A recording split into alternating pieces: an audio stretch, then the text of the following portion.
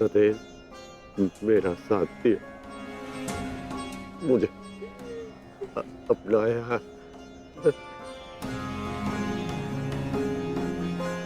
मैं संतुष्ट होकर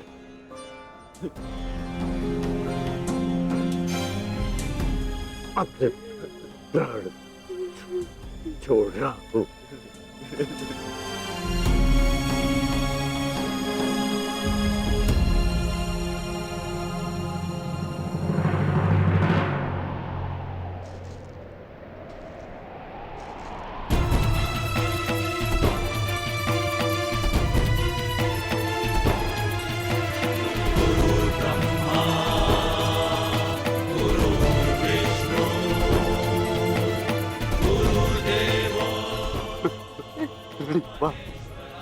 गुरुदेव, आज तुमने अपने गुरु परशुराम द्वारा दी गई शस्त्र और शास्त्र की विद्या का मान रखा कर मैं धन्य हो गया। मुझे प्रसन्नता है। मैं भले ही चिरंजीवी था, परंतु तुम मृत्युंजय हो गए हो महारथी कर्ण। मृत्युंजय, मृत्युंजय।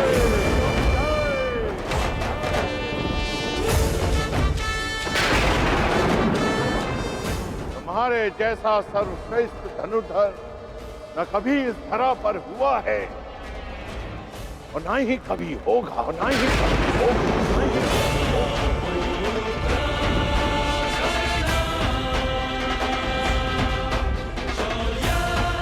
तुम्हारे जैसे दानवीर को ये संसार सदैव स्मरण करेगा। आज तुमने मेरे पृथ्वी पर आने के कारण को सफल कर दिया कर्ण। तुमने रणभूमि में कोई भी अस्त्र, कोई भी शस्त्र, कोई भी कवच, कोई भी ढाल अपने सामने सबको निरस्त कर दिया। अपने सामने उसे शूद्र सिद्ध कर दिया। तुम श्रेष्ठ नहीं, सर्वश्रेष्ठ होकर सर्वश्रेष्ठ।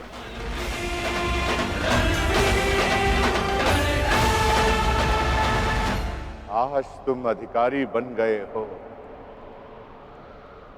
कि तुम्हारे गुरु तुम्हें प्रणिपात्र दे।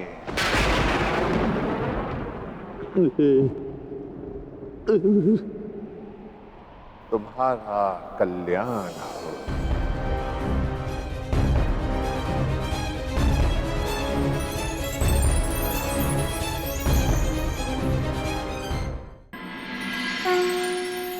संसार में दो ही अवसर ऐसे होते हैं जब मनुष्य किसी को स्वयं से आगे निकलता हुआ देखकर प्रसन्न होता है।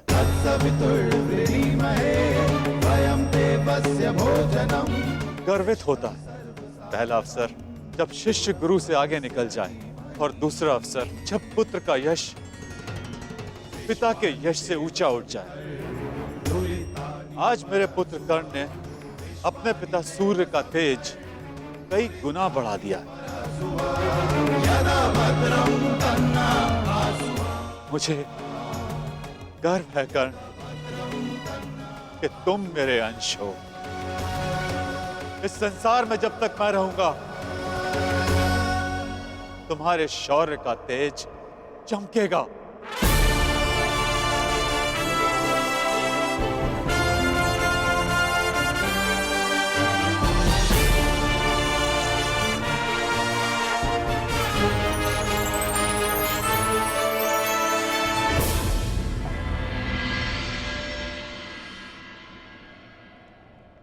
समय आ गया है सखा।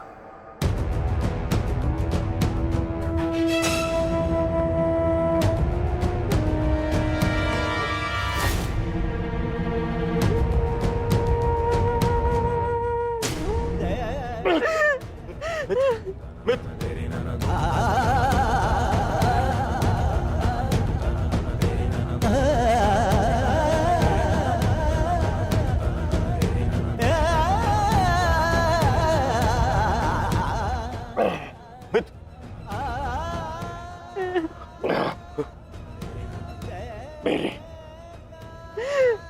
अंतिम इच्छा पूर्ण करना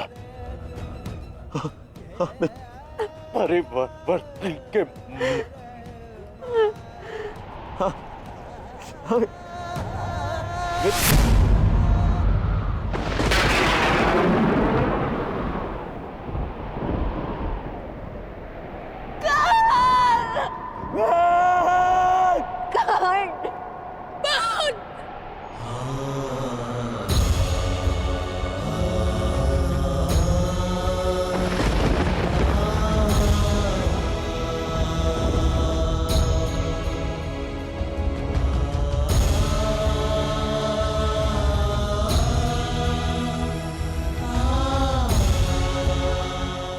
ज्येष्ठ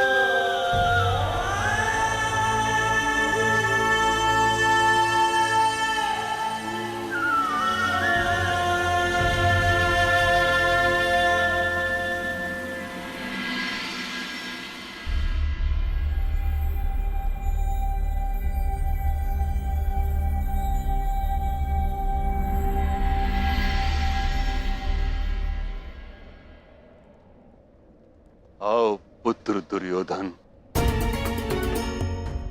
कदाचित अब तुम्हें आभास हो गया होगा, यह युद्ध अनायास था।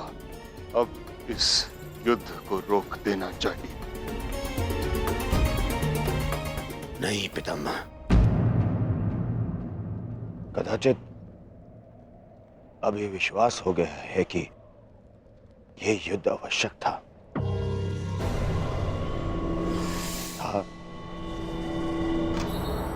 और है भी पितामह। आज आपके वंश का पहला दीपक बुझ गया पितामह।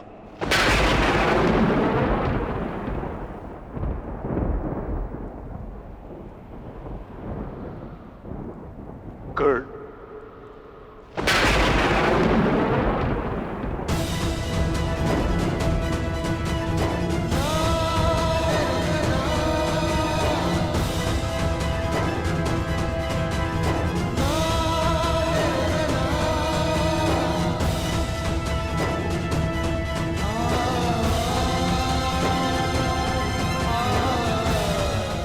अर्थात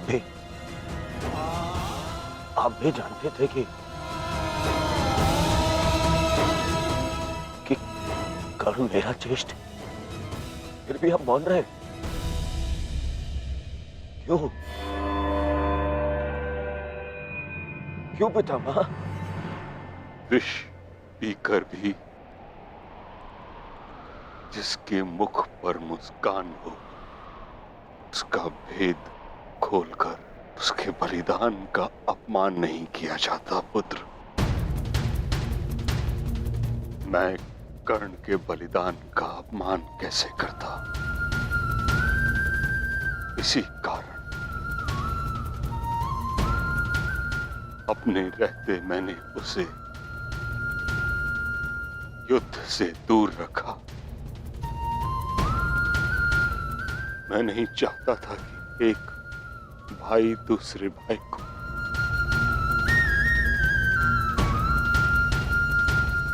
नहीं,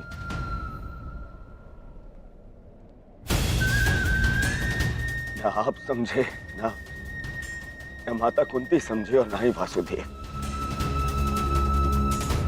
कदाचित आप लोगों ने बता दिया होता कि कर्ण हमारा ज्येष्ठ है, तो सौगन गुरु बलराम की पितामह में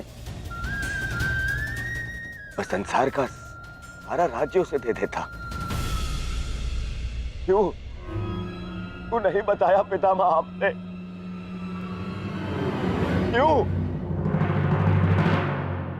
युवराज, अंगराज का अंतिम संस्कार होने को है।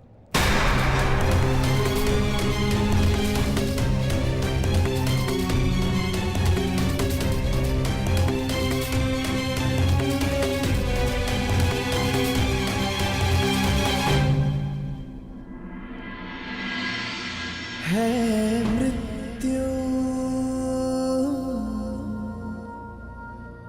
तैयार यदि तुम आने को, प्रसन्न मुख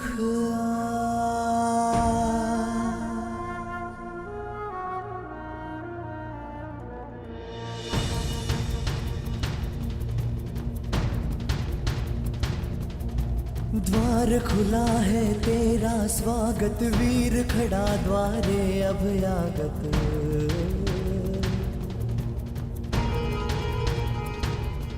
बाहें फैला के मुस्कुरा के करता अपने अतिथि का स्वागत।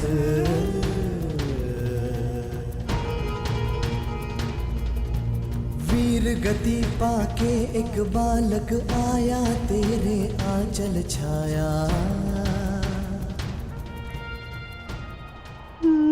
क्यों ईश्वर, क्यों क्यों स्त्री को ये शक्ति दी कि वो कोई भी बात छुपा कर रख सके? पहले संतान को 9 महीने अपने गर्भ में रखे, फिर अपने संतान से जुड़े सत्य को अपने मन के गर्भ में रखे। अगर मैंने जीवन में कोई भी पुण्य किया तो मेरी प्रार्थना सुन ले कि आज के पश्चात कोई भी स्त्री कोई भी रहस्य ना छुपा सके।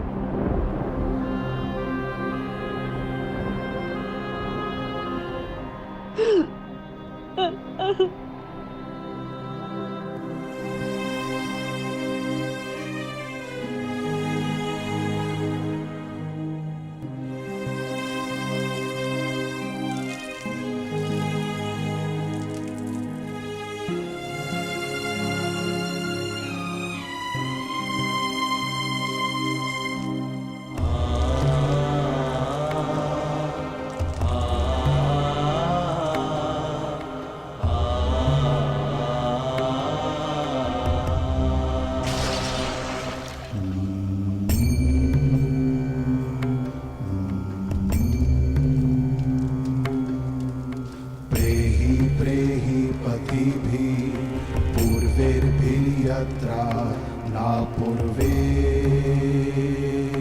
पीतर पर्युः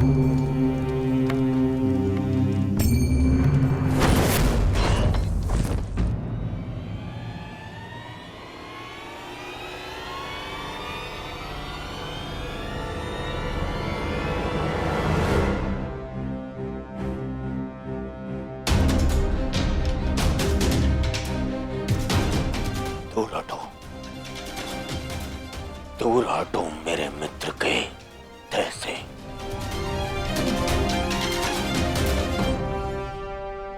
इसका अंतिम संस्कार करने का साहस मत करना युधिष्ठिर, अन्यथा यहां 5 और चिताएं जल जाएंगी।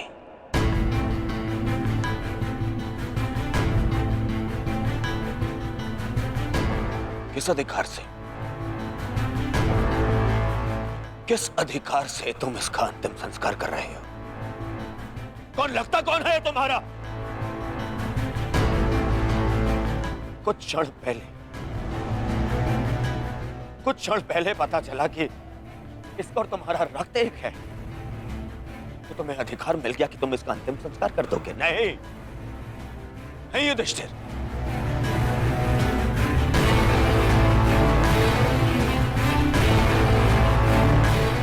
इसका अंतिम संस्कार करने का अधिकार उसको है जिसके लिए इसने अंतिम सांसें ली, और वो मैं हूं।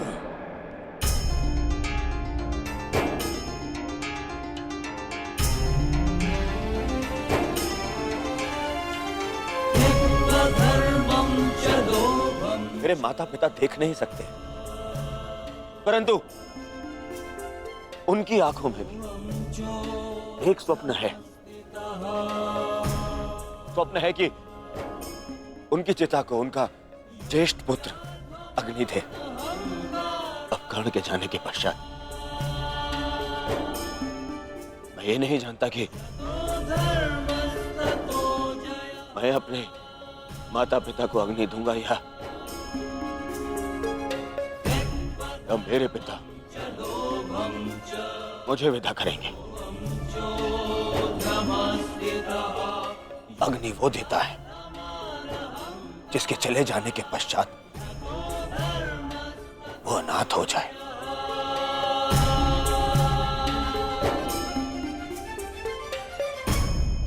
और कर्ण के चले जाने के पश्चात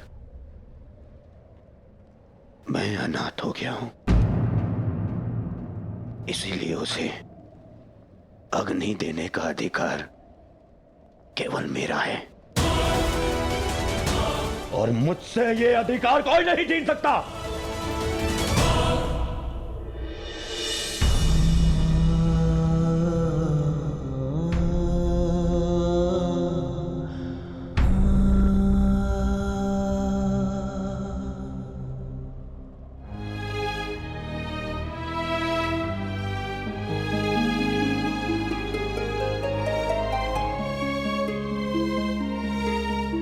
जब से संसार को समझा है तब से तुमने मेरा साथ दिया है मित्र, मैं भी तुम्हारा साथ दूंगा। हम बहुत शीघ्र मिलेंगे, सुन रहे हो कर्ण? इतनी आसानी से मुझसे पीछा छुड़ाने नहीं दूंगा तुम्हें। इतनी सरलता से नहीं।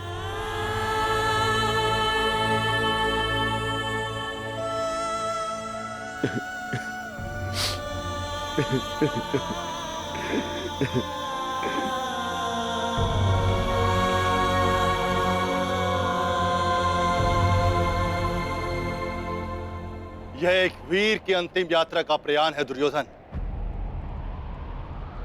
इसे शांति के साथ विदा करें। ज्येष्ठ की आत्मा को कष्ट होगा यदि सब एक साथ अग्नि न दें।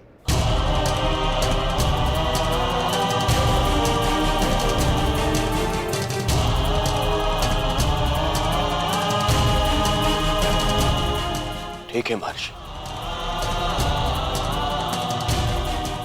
अपने मित्र की शांति के लिए मुझे यह भी स्वीकार है।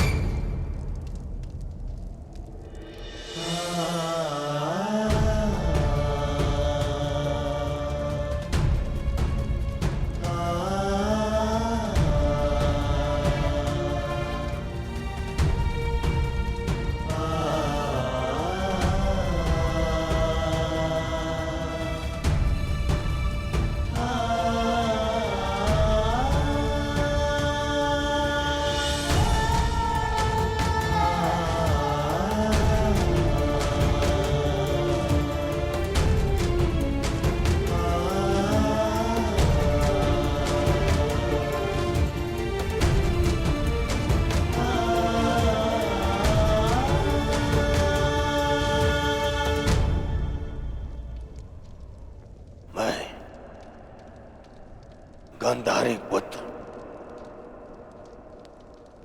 कर्ण मित्र दुर्योधन अपने मित्र की चिता की सौगंध खाता हूं कि मैं अपने मित्र की मृत्यु का प्रतिशोध लूंगा।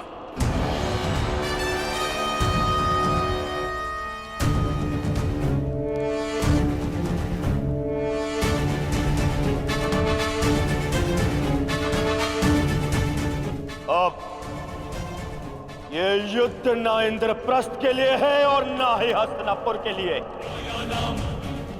अब ये युद्ध है तो केवल मेरे मित्र के प्रतिशोध के लिए।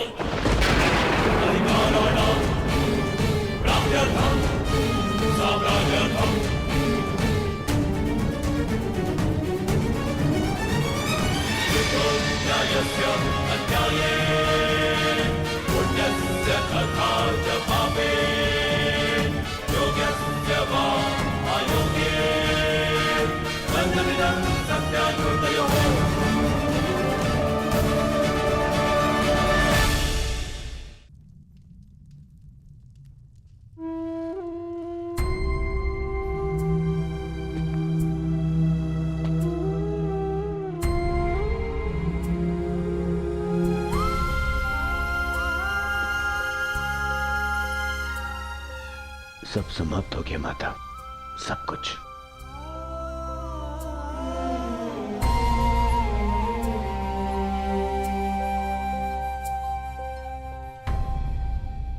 कुछ नहीं बचा, कुछ भी नहीं बचा। कर्ण के साथ मेरी विजय, मेरा सुख, मेरा स्वप्न, सबका अंत हो गया। मां मुझे क्षमा कर दीजिए, मैं आपके पुत्रों की रक्षा नहीं कर पाया, परंतु मां मेरे 100 भाई मारे गए, 99 वो जो आपके गर्भ से जन्मे, और एक वो जिसने मेरे लिए समय के गर्भ से जन्म लिया। मेरा मित्र कर्ण, मैं नहीं रहा माता। माता आपको 100 पुत्रों की माता होने का वरदान मिला था ना माता, तो मुझे सदा 100 भाइयों के भाई होने का वरदान क्यों नहीं मिला माता? समय ने जो छीन लिया उसे लौटाया नहीं जा सकता पुत्र, परंतु जो अब मेरे पास शेष है उसे रहने दो। छोड़ दो ये युद्ध पुत्र।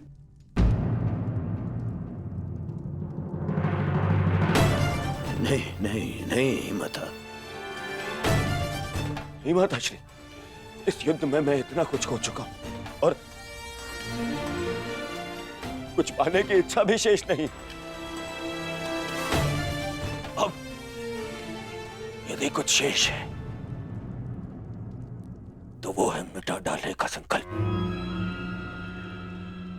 उन पांडवों को मिटा डालने का संकल्प। अब ये युद्ध नहीं रुकेगा। अब या तो आपका पुत्र जीवित रहेगा और या फिर वो पांडव।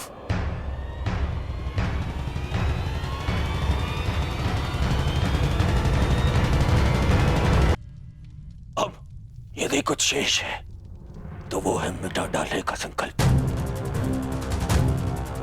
उन पांडवों को मिटा डालने का संकल्प। अब या तो आपका पुत्र जीवित रहेगा और या फिर वो पांडव।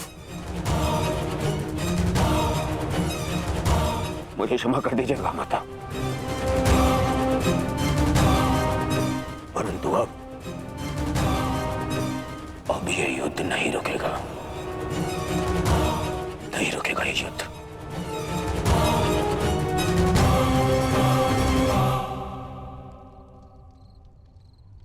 क्या हुआ माधव? शांति के साथ अधीरता का ऐसा मिश्रण मैंने आप में कभी अनुभव नहीं किया।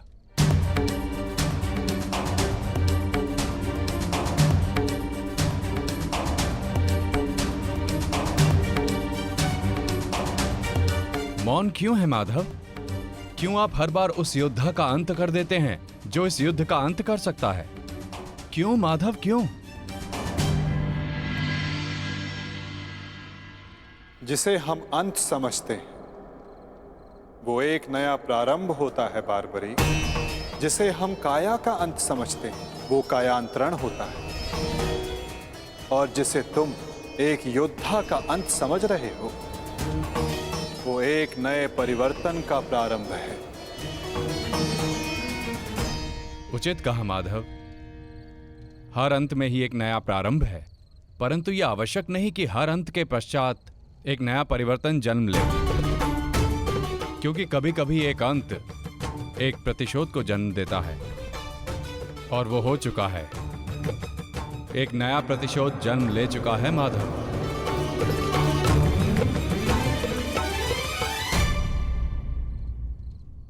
नहीं जानती थी मैं कि 100 पुत्रों की माता होने के गर्व के पश्चात 100 संतानों के वध का दुख भी सहना होगा।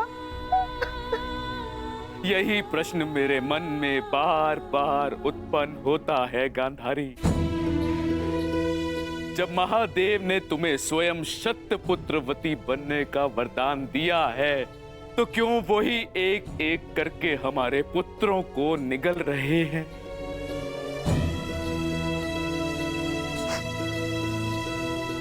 उत्तर मिलेगा आर्य। इस प्रश्न का उत्तर भी अवश्य मिलेगा।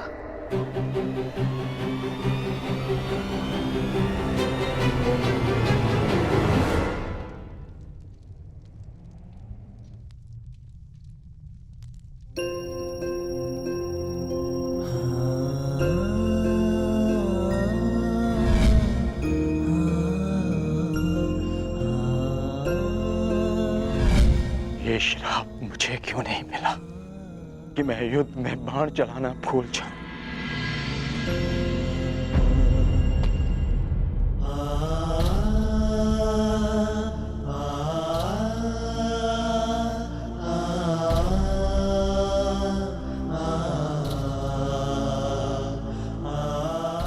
ये कैसा युद्ध है माधव, कैसा युद्ध?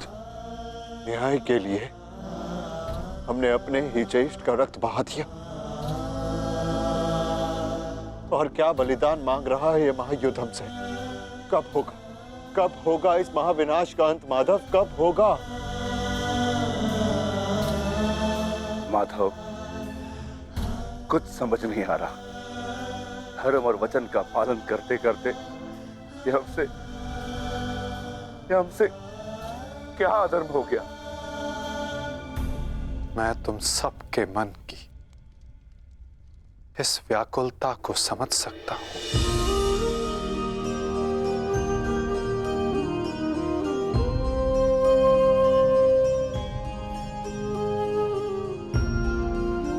तुम सब इतने समय से इस सत्य से वंचित थे, किंतु इसका कारण स्वयं तुम्हारे ज्येष्ठ थे।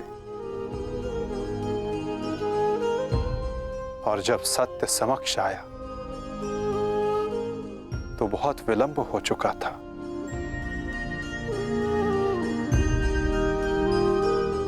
नकुल, सहदेव, ये तुम्हारा उत्तरदायित्व है कि अपने ज्येष्ठ के इस बलिदान गाथा को इस संसार में सुनाकर सदैव इस संसार के हृदय में जीवित रखो।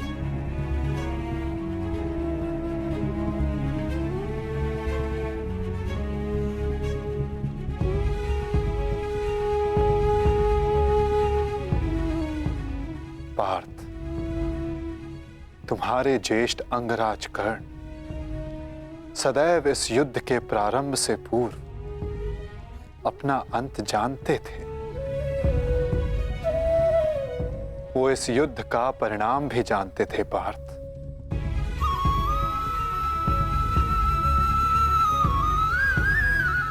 परंतु चिंता मुझे उनकी है जो देख नहीं पाते, क्योंकि जो देख नहीं पाते उनकी इच्छाओं का परिणाम बहुत घातक सिद्ध हो सकता है।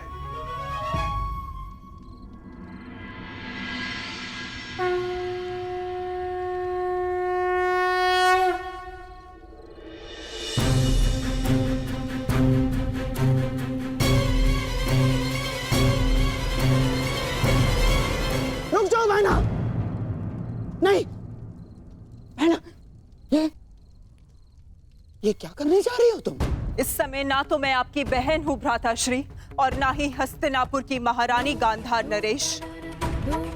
इस समय मैं एक माता हूँ, एक माता जिसे महादेव से उत्तर चाहिए उसके साथ हुए अन्याय का, और जब तक मुझे वो उत्तर नहीं मिल जाता आज मुझे कोई नहीं रोक सकता। मूर्खता मत करो बहना। गांधारी, इस बात ही अग्नि को आलिंगन देने से कुछ नहीं मिलेगा। इससे पूर्व मेरे आलिंगन में आने को शेष मेरा अंतिम पुत्र भी काल के गाल में समा जाए, महादेव को मेरे प्रश्न का उत्तर देना ही पड़ेगा।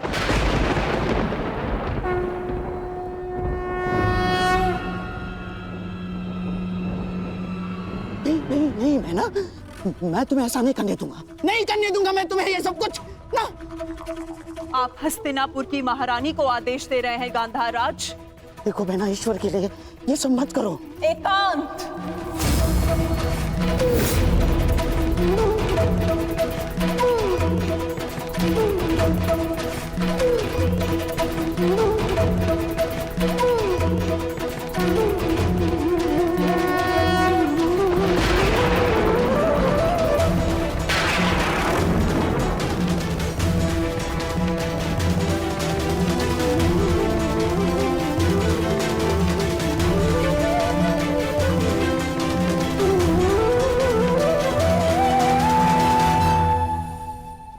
संहार के देव है ना महादेव,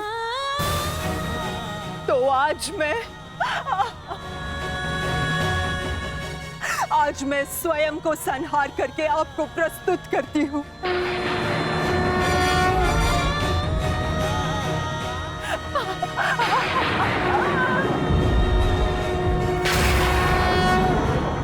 आपने मुझे शतपुत्रवती होने का वरदान दिया था महादेव,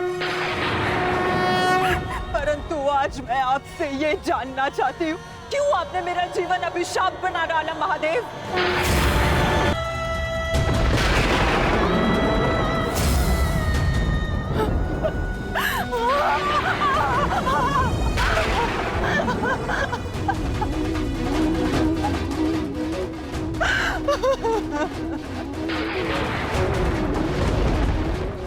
प्रकट होइए महादेव, प्रकट होइए। आपने मेरे जीवन को एक जीती जागती चिता बना डाला है। ये माता अपने पुत्रों का हंसता हुआ मुख नहीं देख पाई,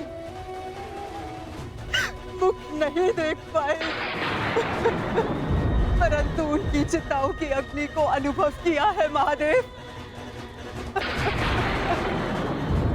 या तो आप अपने उत्तर से मेरे मन को शीतलता दीजिए, अन्यथा मुझे जीते जागते जल जाने दीजिए।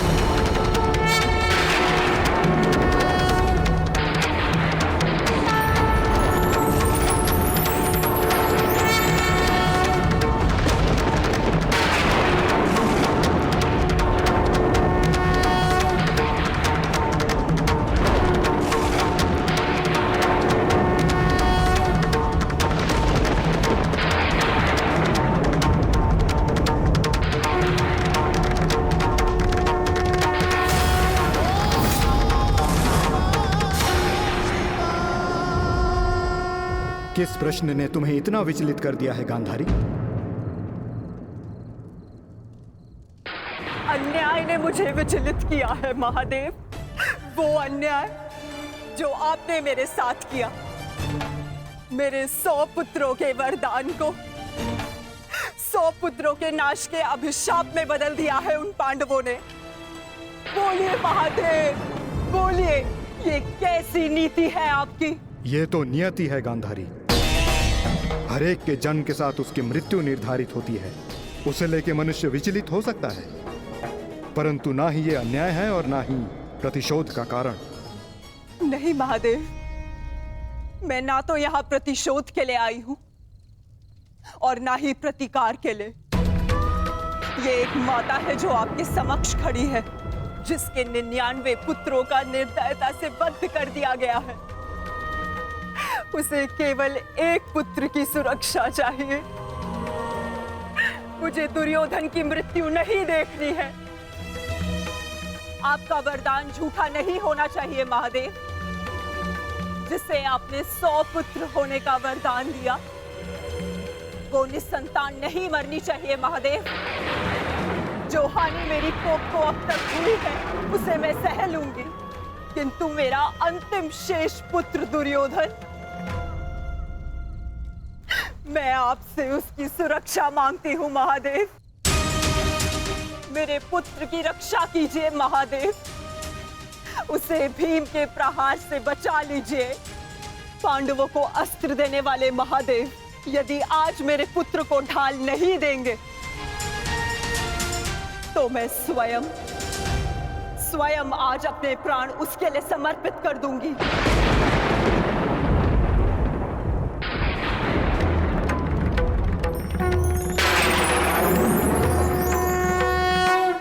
तुमने अपने पुत्र के साथ अन्याय किया है गांधारी। एक माँ अपनी संतान को देख देख जितनी प्रसन्नता पाती है, उसकी संतान अपनी माँ की दृष्टि से उतनी ही शक्ति भी पाती है। परंतु मैं कुछ समझी नहीं महादेव। तुम्हारे पुत्र की सुरक्षा अब तुम्हारे हाथ है गांधारी। वर्षों से आंखें बंद करके जो तप अर्जित किया है, उसका प्रयोग करो। तुम्हारी दृष्टि तुम्हारे पुत्र के शरीर को वज्र का बना देगी।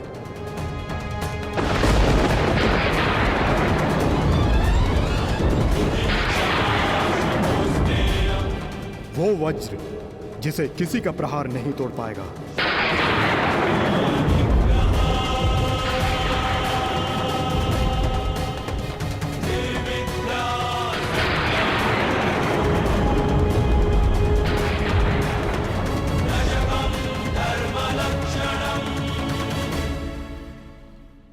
ये आपने क्या कर दिया महादेव? आप स्वयं धर्म स्वरूप हैं महादेव। फिर धर्म स्थापना में आप बाधा कैसे बन सकते हैं? धर्म स्थापना के लिए दुर्योधन का नाश आवश्यक है महादेव, और आपने दुर्योधन को अटूट ढाल दे दी। मैंने वही किया जो परिस्थिति के अनुकूल था। परंतु नियति के लिए तो प्रतिकूल था ना भोलेनाथ। मेरा परम भक्त यदि मुझसे कुछ मांगता है तो मैं उसे मना नहीं कर सकता माधव। ये तो आप जानते हैं। मानता हूं इसके कारण बार बार आपके समक्ष समस्याएं उत्पन्न होती हैं, परंतु मुझे विश्वास है कि हर बार की भांति इस बार भी नारायण इस समस्या का हल निकाल ही लेंगे। मैं अपनी व्यवस्था से बंधा था, परंतु आप अपना कार्य पूर्ण करने के लिए स्वतंत्र हैं।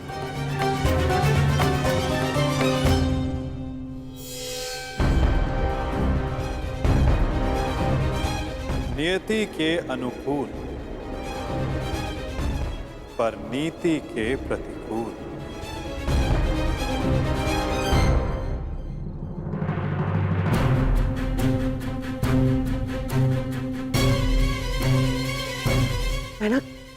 मैना क्या हुआ? महादेव ने दर्शन दिए? मैना बता। गांधारी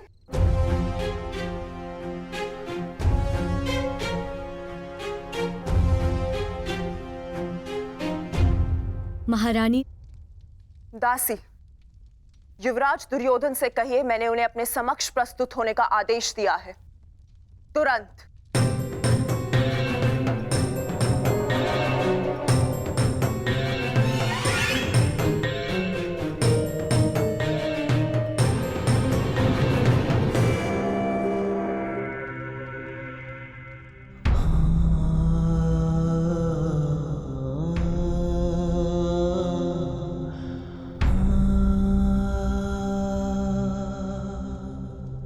मृत्यु का प्रतिकार में एक एक से लूंगा मित्र, और पांडवों को छोड़ूंगा नहीं। उन्हें तुम्हारे साथ किए गए अन्याय का प्रतिकार चुकाना होगा मित्र।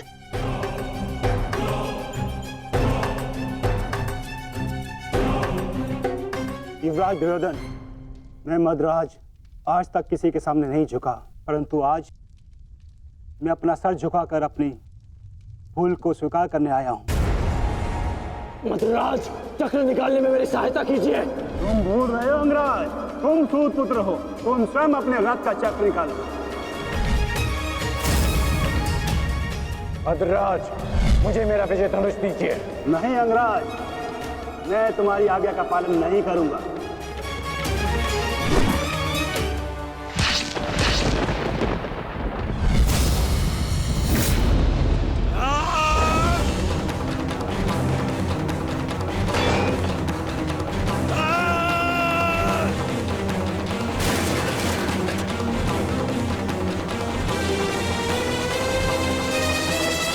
लज्जा नहीं आती है आपको?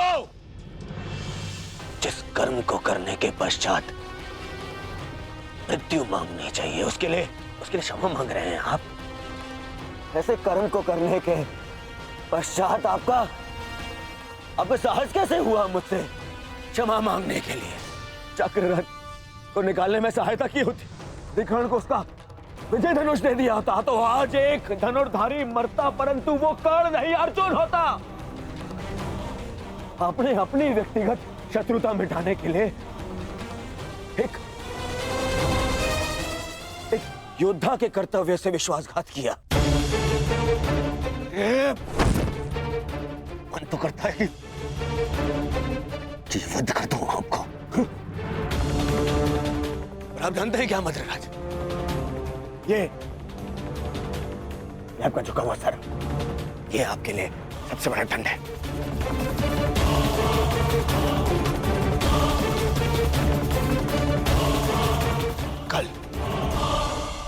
कल प्रातः काल सूर्योदय से पूर्व आप युद्ध भूमि से अस्त हो जाएंगे। मैं आपका मुख नहीं देखना चाहता।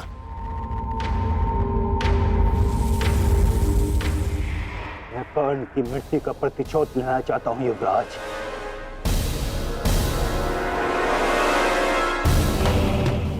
आप लेंगे प्रतिशोध?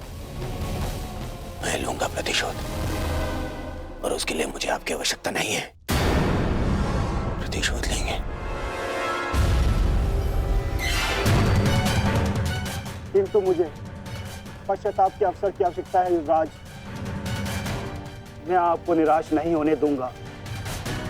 महारथी कर्ण का सारथी बनकर जो मैं नहीं कर सका, वो मैं अब करूंगा, अपने कर्तव्य का पालन।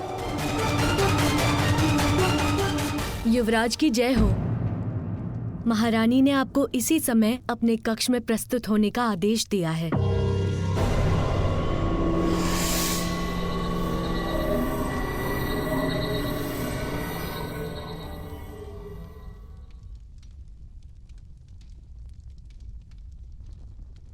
पिताश्री, माता ने यूं अचानक मुझे स्मरण क्यों किया? इस समय एक माता केवल अपने पुत्र से बात करना चाहती है पुत्र, इसके अतिरिक्त मुझे कुछ ज्ञात नहीं।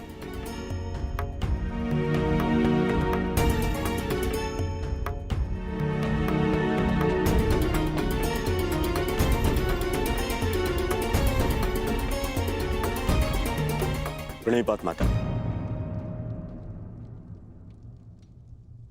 आपने मुझे स्मरण किया।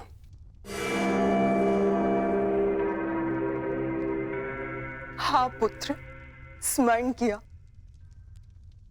क्योंकि मैं तुम्हारा मरण नहीं देख सकती। संपूर्ण जीवन तुम्हें केवल एक ही पीड़ा थी ना, कि तुम्हारी माता ने तुम्हें एक बार भी नहीं देखा। स्मरण है दुर्योधन, युद्ध प्रारंभ होने से पूर्व तुमने कहा था, युद्ध से पूर्व एक बार, बस एक बार मुझे अपनी दृष्टि से देख लीजिए माता। आज मैं अपनी और तुम्हारी इच्छा पूर्ण करना चाहती हूँ दुर्योधन। आज मैं तुम्हें देखना चाहती हूँ पुत्र। सच माता, किंतु माता, अब जो मैं करने जा रही हूँ उसके पश्चात तुम युद्ध जीतो या ना जीतो, परंतु मेरी ममता हार से बच जाएगी। मैं कुछ समझा नहीं माता। अब मैं तुम्हें जो कहने जा रही हूँ पुत्र, उसे ध्यानपूर्वक सुनना और आज्ञा अनुसार ही पालन करना।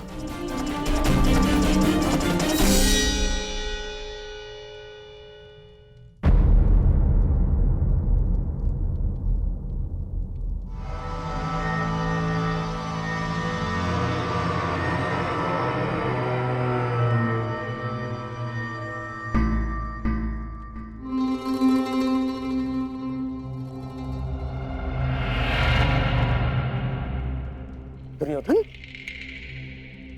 क्या हुआ? क्या कहा गांधारी ने? और उसने तुम्हें क्यों बुलाया था? गंगा स्नान के लिए जाना है मामाश्री। गंगा स्नान?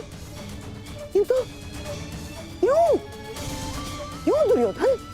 देखो दुर्योधन, तुम अपने मामा को कुछ नहीं बताओगे? हैं?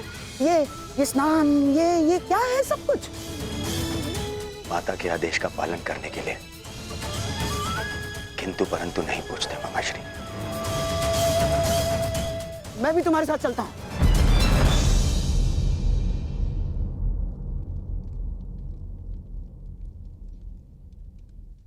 नहीं मामाश्री, ये यात्रा मुझे अकेले करनी है।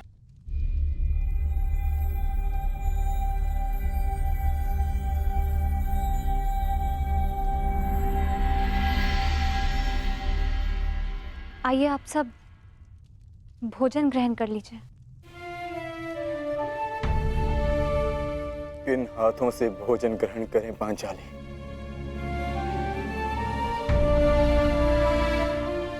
इन हाथों से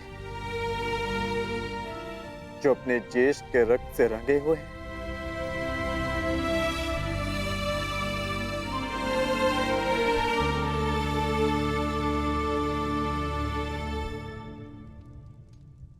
जाओ पार्थ, जाकर विश्राम कर लो। कल प्रातः पुनः युद्ध प्रारंभ होगा और उस युद्ध के लिए सज्ज रहना होगा तुम्हें। परिवर्तन के लिए ज्येष्ठ ने अपना जीवन त्याग दिया। कुछ परिवर्तनों को लाना नहीं होता पार्थ, उन्हें होने देना होता है। तुम अपना कर्तव्य करो पार्थ। फल हो या परिवर्तन, जो भी होगा स्वयं होगा।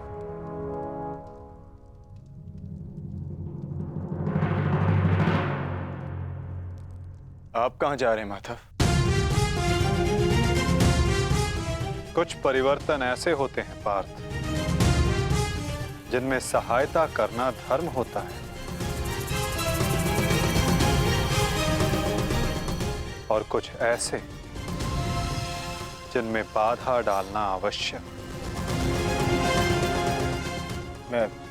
मैं समझा नहीं माता। समझने की आवश्यकता भी नहीं है पार्थ।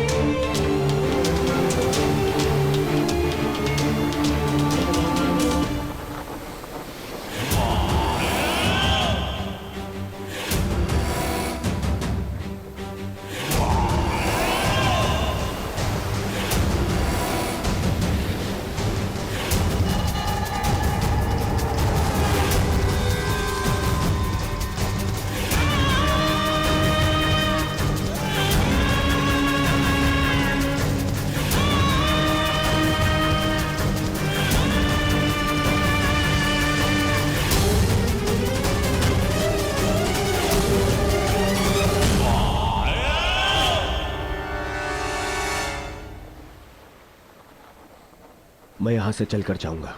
क्षमा करना युवराज, किंतु माताश्री का आदेश है। मुझे पूर्णतः निर्वस्त्र होकर उनके समीप जाना है। परंतु यहां से महल तक का मार्ग बहुत लंबा है प्रभु, आपको कुछ पहनना होगा। अगर प्रजा की दृष्टि में आए तो राजवंश उपहास का भाजन बनेगा।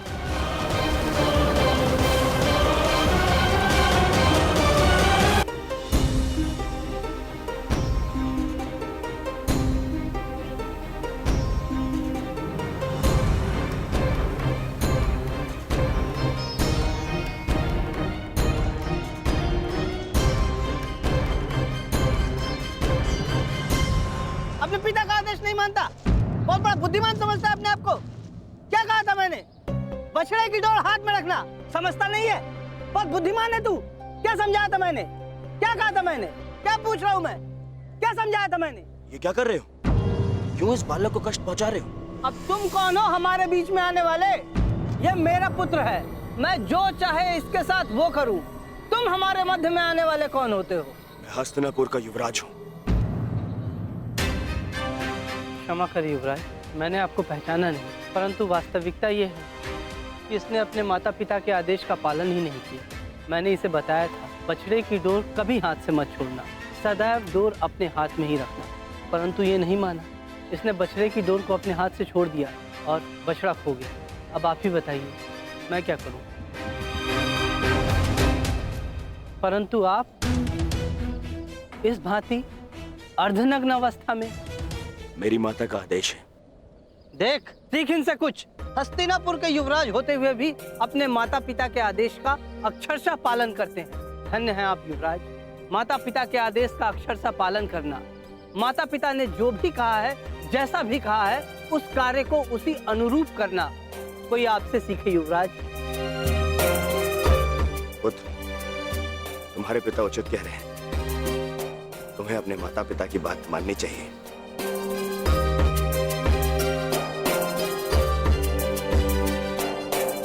माता पिता के आदेश का अक्षरशः पालन करना, माता पिता ने जो भी कहा है, जैसा भी कहा है, उस कार्य को उसी अनुरूप करना कोई आपसे सीखे युवराज।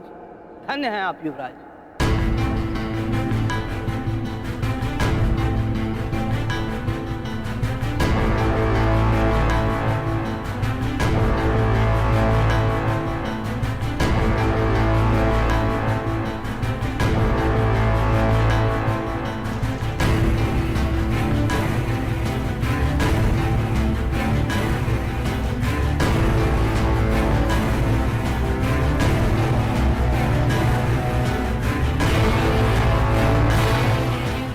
माता के आदेश का पालन कर रहे हो दुर्योधन, परंतु गंगा स्नान के पश्चात यूं वस्त्रहीन क्यों होकर आए हो?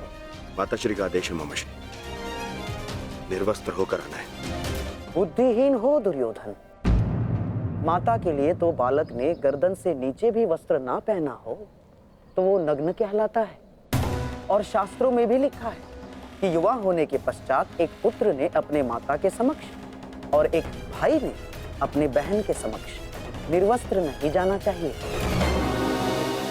पुत्र पौत्र वाले हो गए हो ना दुर्योधन, न जाने तुम्हें बुद्धि कब आएगी। माता के समक्ष यूं अवघड़ बनकर जाओगे?